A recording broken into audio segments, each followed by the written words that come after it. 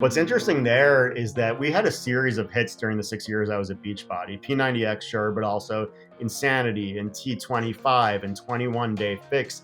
But something about P90X, and I suspect it's attached to the pride one takes if they've completed it because it's difficult. Something about the pride that having successfully completed P90X engenders made it reach this cultural tipping point beyond what you could ever quantitatively aim to create through optimal infomercial distribution. Welcome to the Maximus Podcast. I'm your host, Dr. Sepah. As a clinical psychologist, medical school professor, and CEO, I specialize in helping men be better in mind, body, and masculinity. On this podcast, I interview extraordinary men as a clinician would, hearing their come-up stories of how they became the men that they are today, and having them share their secrets of actionable advice on how to look, feel, and perform your best.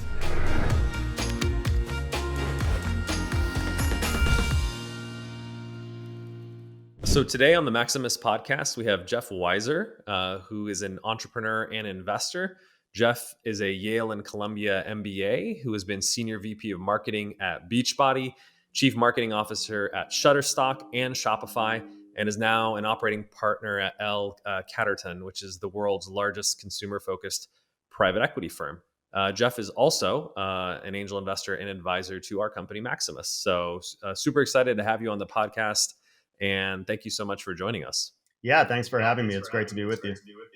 I think it's fantastic to have close allies joining us, and you've had a remarkable and successful career. So I think it'll add a ton of value to our audience.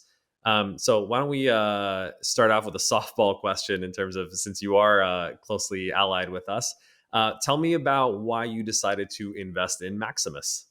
Yeah, great question. I think it's, the product proposition is interesting. That's never enough, I think, to want to be an angel investor and hitch yourself in that kind of way to a company. And so to me, what's really differentiating about Maximus and that makes it a special kind of opportunity I'd want to be a part of is the community element. The notion of bringing men together in a different kind of way than we're used to, but that, the culture reveals we clearly need. Yeah, absolutely. I think that's one of the key theses of our company. And I'd love to dig in a little bit about your kind of experiences with sort of consumer-driven, community-driven consumer companies. That I'll ask a little bit later. But one of the things we like to do in order to, get the podcast going is do this segment, which we call Making the Man, and really get to know our guests in a little bit of greater depth. Because I think folks like you who are very successful kind of luminaries in the field, you get asked so much about the professional side of things and not as much on the sort of the interesting personal side, which is how you got to be where you are. So I'd love to hear a little bit just kind of about your background. Like, tell me where you grew up and what that was like. Yeah, it's really an interesting thing to do. And I'm sort of reflecting on the process of speaking about your personal life. And it's interesting because intellectually speaking, it's easy, right? Everyone knows about themselves, but we're so seasoned to speak about ourselves professionally. And for many of us, and I think this is more true early in your career, there's a compartmentalization of, what's work, Jeff, and what's personal, Jeff, that you're almost striving to maintain. As I got older, that line certainly fell away. I think there's more comfort as you become more senior, as you grow into yourself in talking about those things. But it's an interesting dynamic. I grew up outside of New York City in the burbs, a town called Scarsdale. My family, is very tied to that town. Both my parents grew up there. All four of my grandparents lived there, as did my brother, obviously, but also my cousins and aunts and uncles and others. Amazing. And I left actually. It was sort of typical for the younger generation to move to the big city and pursue careers. I actually moved to Los Angeles for almost 14 years, which was like an unheard of thing in this multi-generational New York family. But as is predicted, I came back. Yeah, fair enough. A lot of us, I think, feel that call to kind of come back home. But tell me a little bit, like, what was it like growing up? Like, what were some of your interests growing up there and, outside of New York? Yeah, it was a different time. As a parent myself now, I think about how we used to play on the street. And It seems like such a trivial thing, but you'd play stickball. And if a car came, it was like, car, and everyone ran to the side. And it's tempting to say, well, sure, but I live in New York City, and if it was just as safe here, surely we'd do the same thing. But the reality is we wouldn't. Right. We're in an environment where Child Protective Services gets called if you leave your child in the car for a minute to drop something in a mailbox. Now, not suggesting that you should do that, but Of I course. don't think we would do that. There's a more invasive type of parenting that's commonplace these days, and it doesn't Yeah. have to do with any facts around safety. So I remember that in a fond way, that it was a more free, liberating kind of time, and I had a pretty standard suburban upbringing. Amazing. And then, from that experience, what made you decide to leave, that nest and go all the way to LA? I'm sure the familial expectation was to kind of stick around, right, and be a prodigal son. So, what called you out west? I think it's the answer to everything. A girl, I was I was in a relationship. I'm married to the woman I started dating in senior year of college, and Amazing. we both lived in New York City after college. And at a certain point, I started grad school at Columbia, and she started grad school out in LA. And it was very simple. My program was 2 years, hers was three. I Right. finished first, and that's how we ended out there. And I think we probably would have speculated at the time that it's like a 2 year walkabout, but you Hmm. blink and, we got married and we had two kids and we bought and renovated a house. And so we were really tied to it. But, something came up professionally that was compelling enough to come back, if and only if you add on top of it the family draw. Yeah, that makes sense. So let's go back a little bit to the school because I think a lot of people's formative influences is through their education, especially these days if you go to college or graduate school. So I saw that you did your undergrad at Yale, and then did your MBA at Columbia. Like, tell me what those experiences were like. Like, what did you end up studying there, and how did that sort of shape your kind of career and even personal growth? I was always interested in a lot of different things. Educationally, I sort of flip flopped between disciplines. Hmm. When I later graduated and became, and we'll get into this, I'm sure, an analyst and then more of a data scientist. People said, "Oh, but you were an English major. Like, how could that be?" But I was Right. always interested in lots of different things. When I went to college, I intended to be, what we called a Yale Group 4 major, which is a rare breed that marches all the way up Science Hill and takes long lecture classes. And for the first semester, I did physics and math, and I had been a physics bowl participant of all nerdy things in high school. But the liberal arts education at Yale is so compelling. That's really what it's known for. And when you get the chance to take a Shakespeare class with Harold Bloom, it's hard to turn down. And I got roped in by that, just taking the standard, English 101 courses in the first year, and ended up studying English in a very traditional sort of close reading of the text kind of Mhm. way, with a focus on Renaissance poetry and drama. So, it's that sort of useless cocktail party education. People talk about it, but I would not trade it in for the world. I'm actually really curious about that because there is kind of almost like a backlash against the utility of higher education these days, even amongst people who went to Ivy League schools.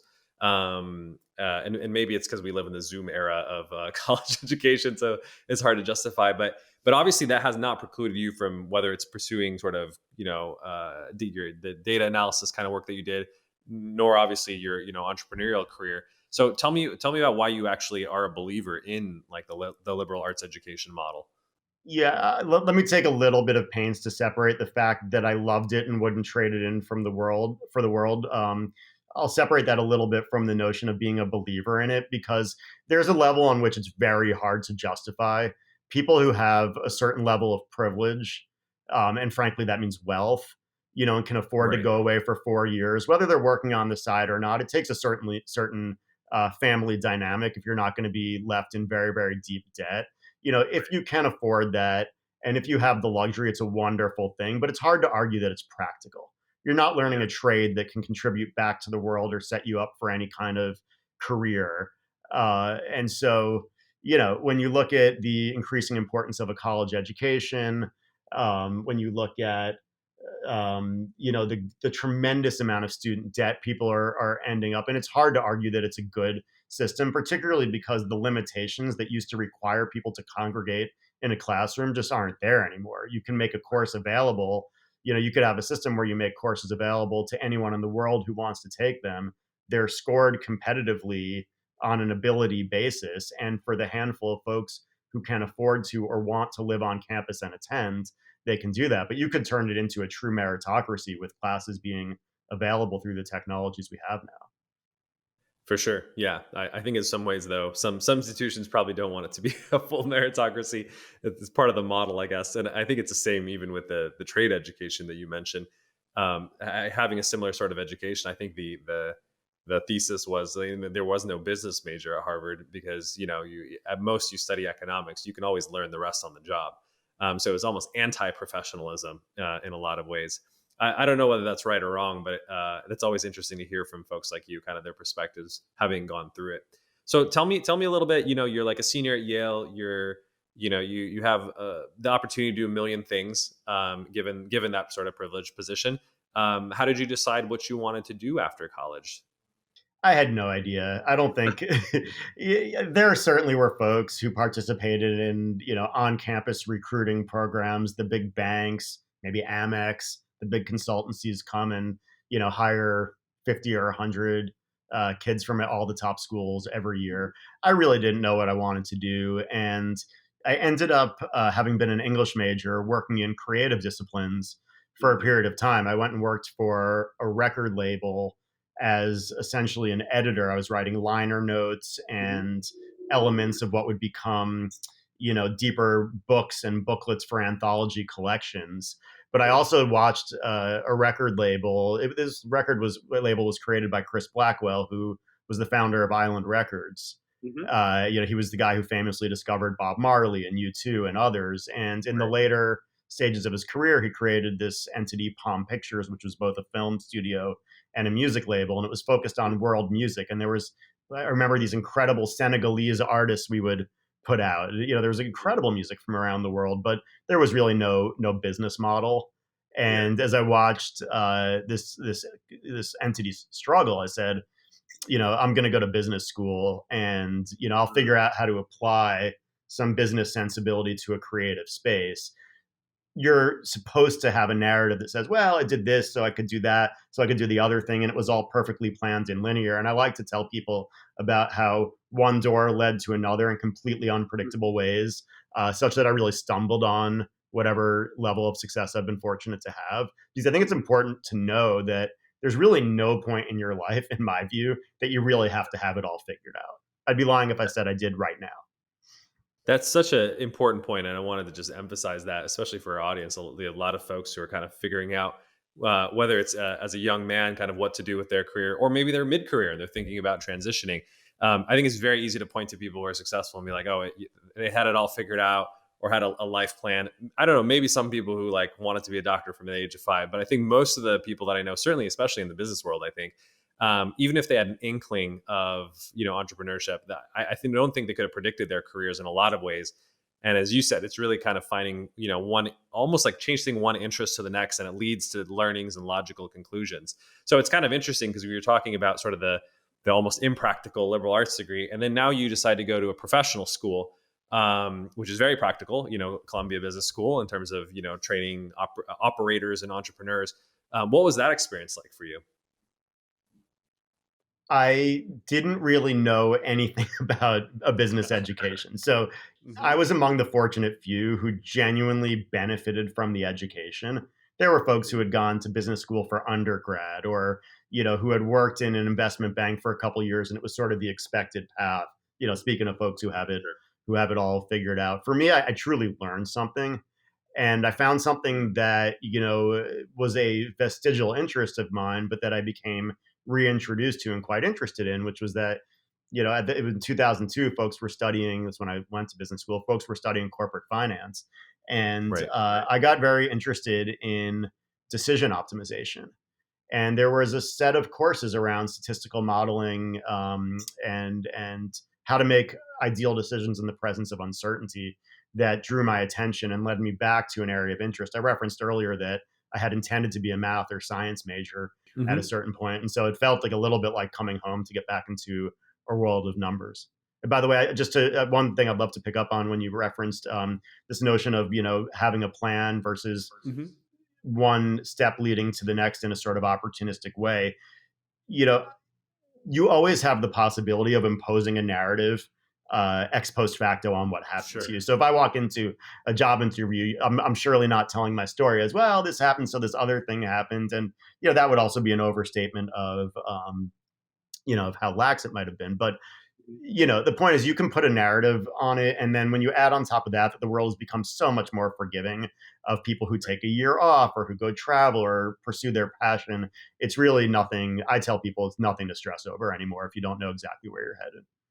Absolutely. And I think sometimes if you do know exactly where you're headed and you're rigidly inflexible about it, it may actually preclude interesting opportunities from, rising. Because the reality is, like the world, even education, the marketplace has shifted so much that some of the most successful people I know have, in fact, sort of been very astutely aware of kind of changes in the world and adapted their careers, accordingly. I think marketing is a really great example in terms of, it's become much more quantitative, just given the tools and, online format. So in a lot of ways, people with your background or training, or at least interests, it's catered to them in a different way than the old ad agency type of marketing model. Yeah, or a physician who launches an online community and products associated with it.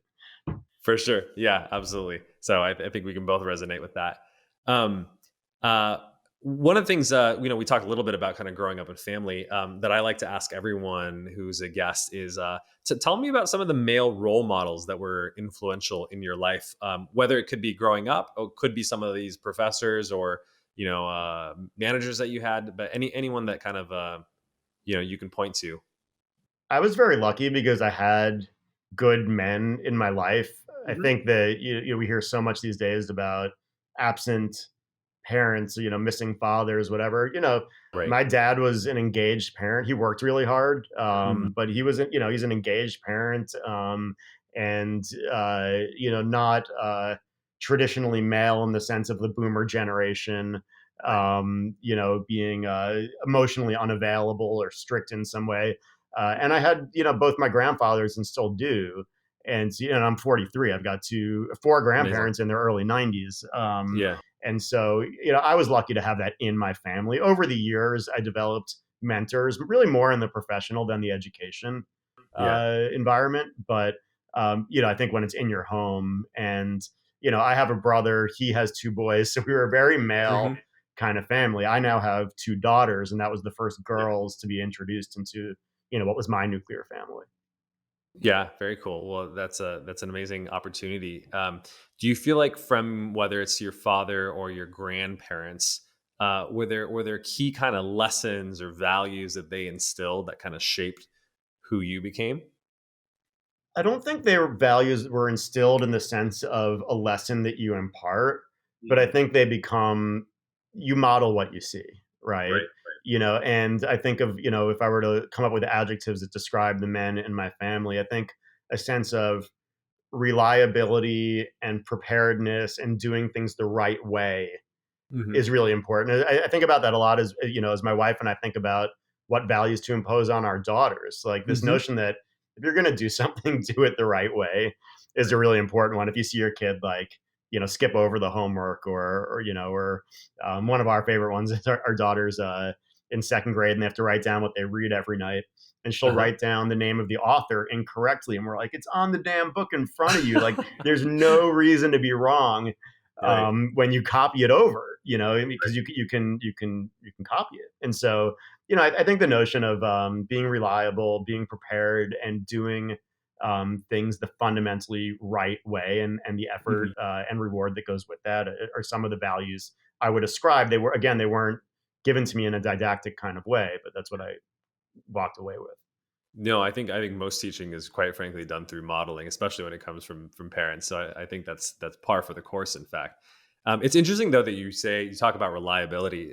As a psychologist, we see this a lot in that in some ways, the worst parents aren't the ones that are strangely like let's say you have a very aloof, hands off, emotionally unavailable parent, as you said.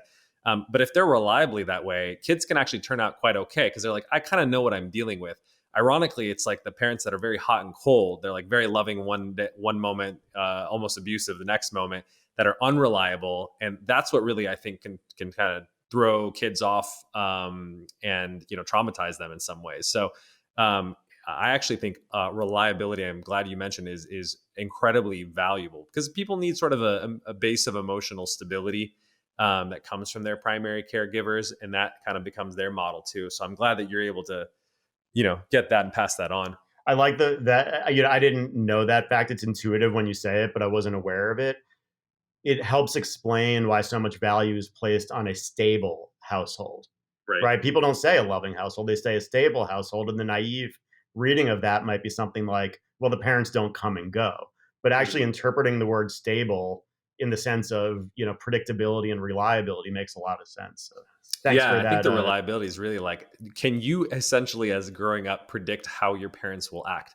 Like if you know exactly how they're going to respond, whether it's like positively or negatively, but you can predict it, then you're fine because you're like, okay, I'm going to go do something. I might take a risk. I might break a rule, but I know what's coming. So I can sit there and like weigh that calculus in my head and make a whatever, however informed of a decision you can make as a teenager, I would say. But it's really the worst when it's like, I have no idea what's coming.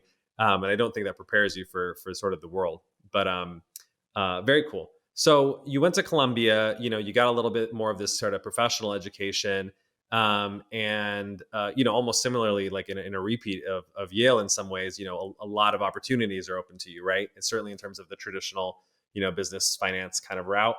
Tell me about your next steps after that. Was that around the time you decided to move to LA as well? I finished grad school. My wife had, now wife, then girlfriend, had a year left. She was in film school.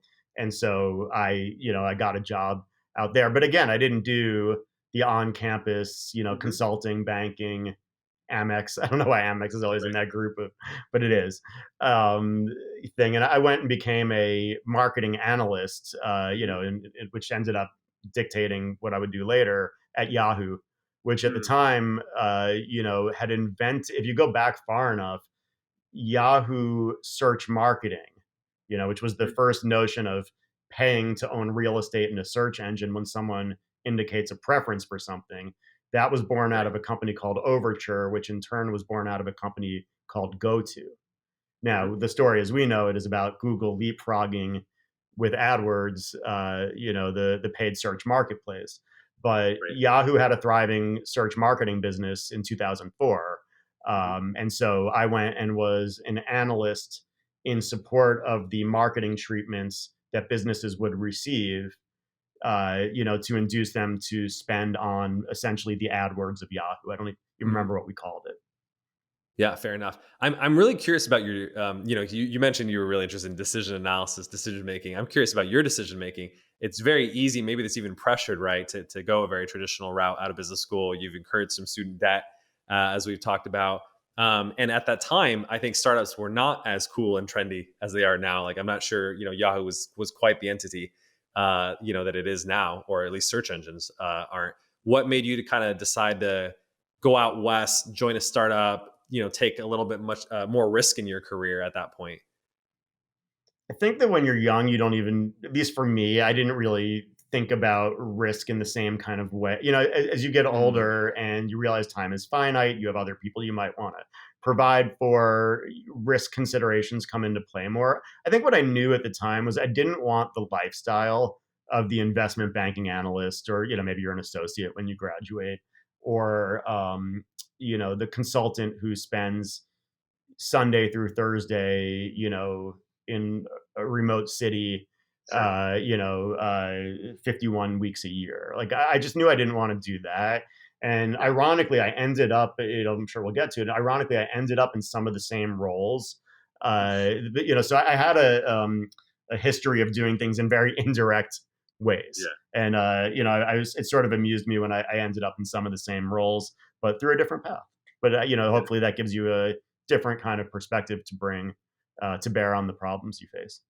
For sure. And what were some of those early days at Yahoo like? I'm sure people were really fascinated on sort of like the culture there, and what your experience of early 2000s startups were that got you kind of hooked into that ecosystem. I was in that ecosystem, you could argue continuously, until quite recently. Right. 2004, the year that I went to business school in 2002, was sort of the year of the great retreat away from the first wave of startups. Absolutely. There was people were applying to business school because the first internet business models didn't have a notion of revenue. I remember going as a college graduate, this is in the first couple of years before I went to grad school, to parties where these incredibly well capitalized internet companies with no revenue, noun.com, would have waiters and waitresses with martinis and caviar and throwing money at media buyers. My wife worked for an online advertising startup at that time, which she walked away from pretty quickly. But you would go to she was in the position to place media dollars, which then were just banners Yeah. with destination websites that had some content but no revenue model, and the amount of money that was thrown at us was absurd. Looking back, it's not hard to figure why the model didn't work out. But 2002, 2004, the internet was building towards what a viable model could be. I would Right. argue that really took hold around 2007 with the emergence of a few things at once. You sort of have the rise of Facebook, the rise of Twitter, other social media, and the first iPhones that enable the app environment, and the accelerometers and devices and things like that. I think that's when the internet's second gold rush, this time with monetization, Right. really took hold. And so I was involved in that, right up until, depends on how you categorize it, but for a long time. Yeah, makes a lot of sense. I'd love to hear a little bit about kind of how you decided to pursue marketing kind of as a specialization, right? And especially would love to hear kind of your story at Beachbody, which is kind of known for being one of the iconic marketing companies for P90X and some of the other programs that people might be familiar with if they've ever watched television. Yeah. Much love to Beachbody. Beachbody is a very special company. I worked there for 6 years and I love it to death. And it's as great as people think it is from the outside. There are parts of me that still miss it, but really a Yeah. wonderful experience. I joined, having gone up this path of analytics, I joined Beachbody in 2010 as, VP of strategic analysis, which was meant to be a hybrid of analytics in the sense that we think of number crunching and data science and predictive modeling, et cetera, and strategy in the sense of take almost a consultant lens to it. What are the important corporate initiatives? What's the 3-year plan? Things like that. Those were meant to be sort of hybridized in this role. I was really much more of the former. Mhm. And I joined Beachbody as head of analytics. They ran a very quantitative shop in terms of optimizing the up to $150 million a year we would spend on TV infomercials. Right. And because they took a quantitative lens to marketing, there was a history there of analysts kind of broadening into marketing roles. And so as we helped the marketers optimize, at a certain point, the founder said to me, like, hey, the marketers rely a lot on the analysts. Would you try managing the CRM department? Mhm. CRM, customer relationship management, essentially remarketing to the customers you've already got in your database. And because you've already got these customers, you know a lot about them, which allows you to, put more rigor into the models of what offer, what customer at what time.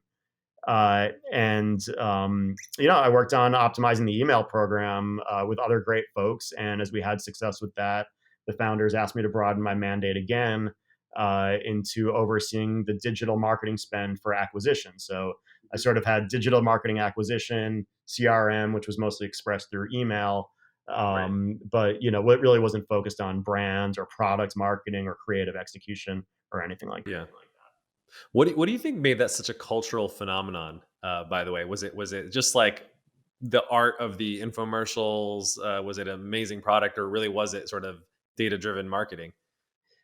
It's all of the above. One of the things that amuses me is that when you say it, I didn't even really ask you what the referent was there, but I think you're talking about P90X. Sure. And what's interesting there is that we had a series of hits during the 6 years I was at Beachbody. P90X, sure, but also Insanity and T25 and 21 Day Fix. And probably if you went back and did the math, and I can't do it, off the top of my head, but probably T25 and 21 Day Fix and others were probably more lucrative for Beachbody, but Mhm. something about P90X, and I suspect it's attached to the pride one takes if they've completed it because it's Mhm. difficult. Yeah. Something about the pride that having successfully completed P90X engenders made it reach this cultural tipping point beyond what you could ever, quantitatively aim to create through optimal infomercial distribution. Mhm. And so, P90X is a special program, but they had lots of great programs. It just, the reason I'm so amused by its endurance as a brand is that P90X probably wasn't the top seller for Beachbody after 2011. So we're a Yeah. decade out. Sure. Yeah. Yeah.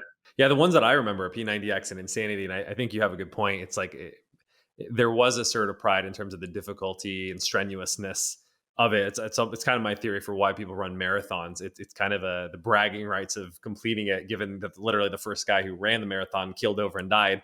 It is kind of an accomplishment, even though I would say, like, from a sports physiology perspective, it's probably not the optimal way of getting in shape.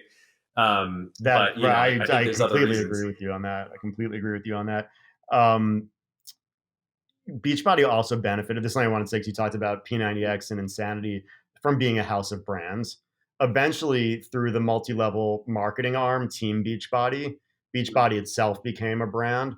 But in the Right. earlier days, when the coaching network was more nascent, there was a benefit in saying, P90X was a hit, and then eventually hits run their course, and being able to say, like, have people say, well, I don't do P90X, I do the new thing, Insanity, and it's all the same company. And so I think that the brand architecture there was very helpful. Yeah. And in a lot of ways, it was very prescient. I think Beachbody, we can probably point is one of the key things that I think was responsible for popularizing interval training, which back then was not popular. In fact, I remember when I was a college student, someone like introduced me to high intensity interval training. And I was a competitive athlete. I was a competitive runner. And, like, we did interval workouts and stuff, but it wasn't kind of in the mainstream consciousness. And even then, we were still doing a ton of just like long distance runs. It was really the exception to the rule. And so, I think in like popularizing that in the consumer sphere, you and Beachbody and everyone who worked on it get a lot of credit for, bringing that to the masses. It's interesting because it's also so intuitive that even if you don't do it for long durations, that stressing your body to its maximum output would force it to adapt and improve. Seems so intuitive once you have the science to back it up. Totally. Yeah. And then now there's a bunch of emerging science where they're getting people to do uh, like ultra short intervals, basically. And it still seems to be beneficial. It's just the idea of pushing yourself to some max or pretty close to your max. Just does something to the body in terms of forcing adaptation. So very cool. Tell me about the next steps. I know you went to Shutterstock and Shopify. Yeah, I So mean, I can you can also I can share blow some through of those those. When I was at Beachbody, and I thought of myself, and I still fundamentally do, as an analyst, but Uh-huh. was taking on increasing marketing responsibility. At a certain point, call it 2016, the phone started to ring with companies asking me if I'd want to interview for their CMO position. And even though Mhm, I managed a good deal of marketing, my first thought was always like, "That's a thing I can do," because mhm, we were doing the marketing quantitatively. But now, when we look back, we're able to see that the mass migration of media dollars to trackable online formats and the broad availability of third party data you could use to enhance your model of your existing customer base would mhm. naturally force a move towards a quantitative approach. But I Right. never, thought then, certainly, that could become the dominant factor in the Mhm. equation. Meaning, if you were going to have to select a CMO, I imagined you'd always go get a brand expert and Yeah. have a quant to help them out. I think the company, Shutterstock, when they hired me in 2016, I think that was pretty early. Even though it's only been 5 years, it seems Yeah. weird to refer to it as the distant past. But these spaces move quickly. I think that was fairly early to put a quant dominant marketing regime in. But that Mhm. was so awesome for me because I try to approach the role with humility. I think of myself as an analyst, and having these incredible brand marketers and product marketers and creative directors on my Mhm. team, and being able to learn from them.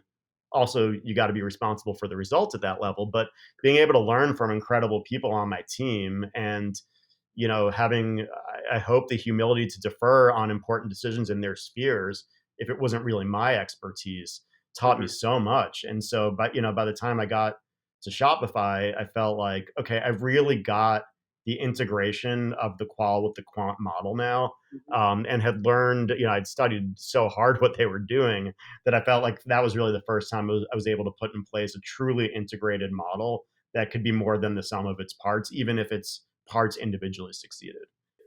Absolutely. Yeah. And I think it's such a great example of what we were talking about earlier in terms of noticing market trends, right? Like the rebalance of distribution from brand heavy, brand dominant marketing to quantitative and ideally some sort of balance synthesis of the two. I think you did a very adaptable job of kind of shifting your skill sets and your interests towards that, which obviously was very beneficial to the companies that you work with. Tell me a little bit about jumping to Shopify. Back then, a lot of people can point to it as like, okay, is this kind of quirky Canadian company. Now it's a monster company and will probably continue to be, I would argue as important as Amazon in terms of its influence in the e-commerce space. So like, did you see those signs early on, and what made you want to join them and believe in them? I didn't have a language for it at the time. Now I work for a private equity shop. I sort of have the words for what I was doing then, but we're all sort of in the business, unless you're in it just to take your paycheck and go home. We're all sort of in the business of underwriting with our time Mhm. business ideas that we find compelling. And so, again, I didn't really have the words for it, but Shopify, it seemed to me, was poised to take advantage of this massive secular shift that's happening from spending money offline to spending money online. At the start of COVID, 89% of transactions were still happening in the offline world. COVID has Mhm. only brought that down to 84%.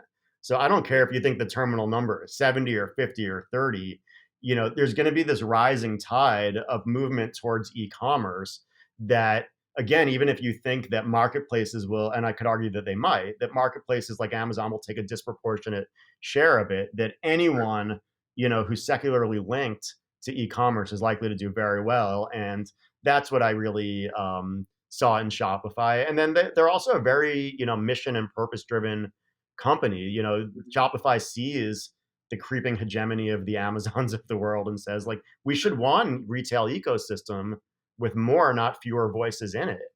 And that's a brand message that's easy to want to ally yourself with.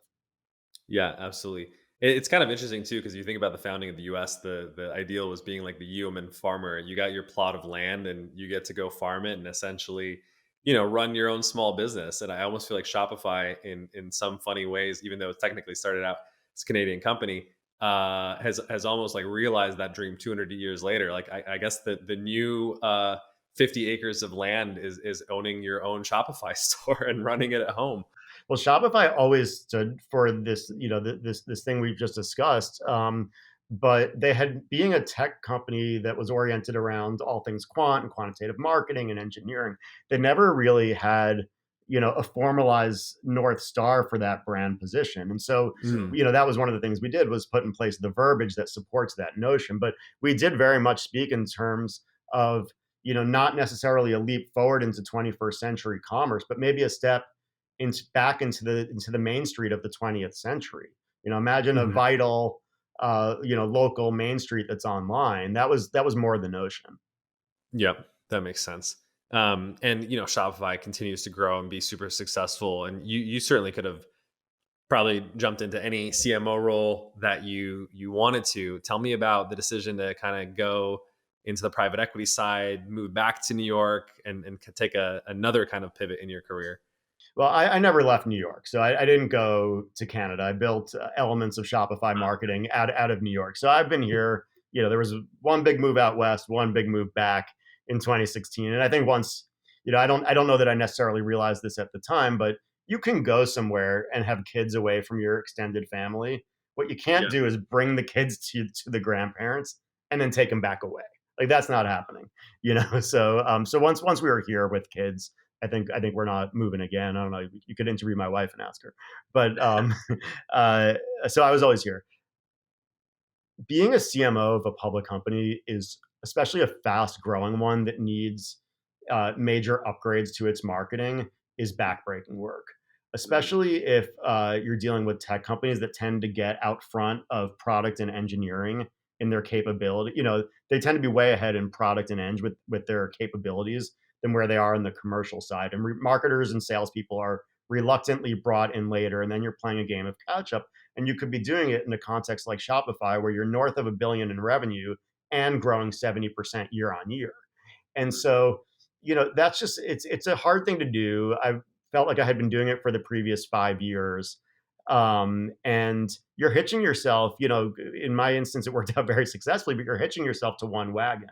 I think what's really interesting about private equity is that you've got a portfolio, in some cases of 100 or more companies, and you are linked to the success of that portfolio, which, is a good proposition. It also, for me, it's giving me a chance, and maybe this may be an interesting takeaway for listeners. It's giving me a chance to learn something new, even at this advanced stage of my career. Certainly, I could go in as a CMO and look at a prospective acquisition and say, okay, is their marketing any good? What could we do to make it better? Certainly, I could go into a portfolio company that we have and help them improve their marketing and deliver against a value creation plan that the private equity firm would have. But I didn't know the first thing about structuring a security. Mm. I didn't know, what the mechanics of putting together debt and co-investment and a, group of investors to acquire a company with leverage looked like. And so, putting yourself on the steep part of a learning curve with bright people, and, the people at my private equity firm are very bright, is always a good thing to do in my experience. And, it's being in a different environment after 5 years of doing the same thing. And so I had always envisioned that I would at some point become an operating partner in a private equity firm. I ended up doing it a little earlier in my career than I might have suspected, but I'm quite enjoying it.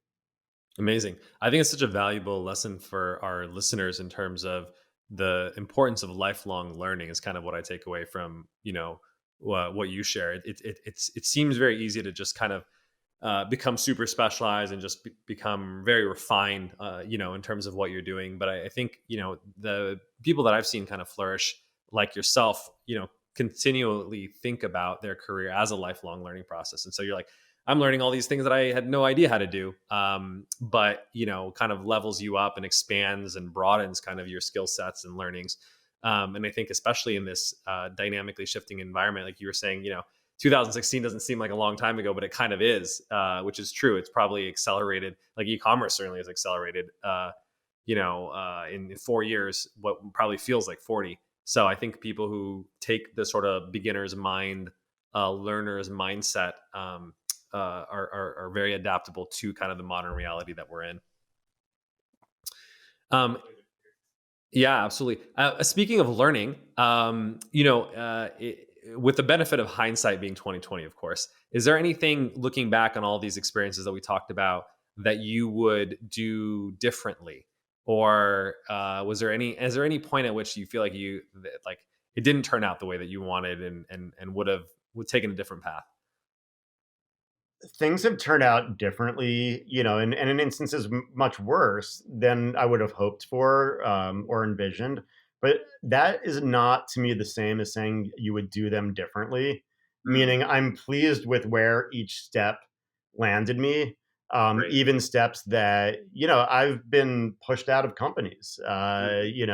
Even when the results were good, even when people liked me, Sure. because the world isn't fair and the world isn't rational, and other things are at play. And, did that hurt in those moments? Absolutely, it did. But would Mhm. I go back and change what I did? Probably not. I might change elements of how I did it, which is Sure. a little bit different. Yeah.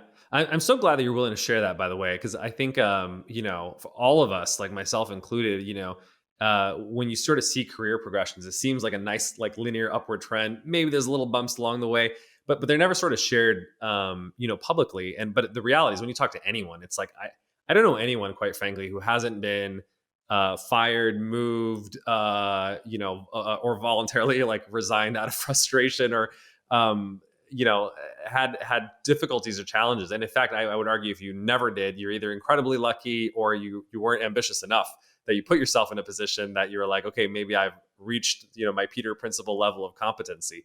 So I think that's a very important, lesson for people too, is they should consider, their career to not be a perfect progression. If they are, maybe they're not finding, the right places for them.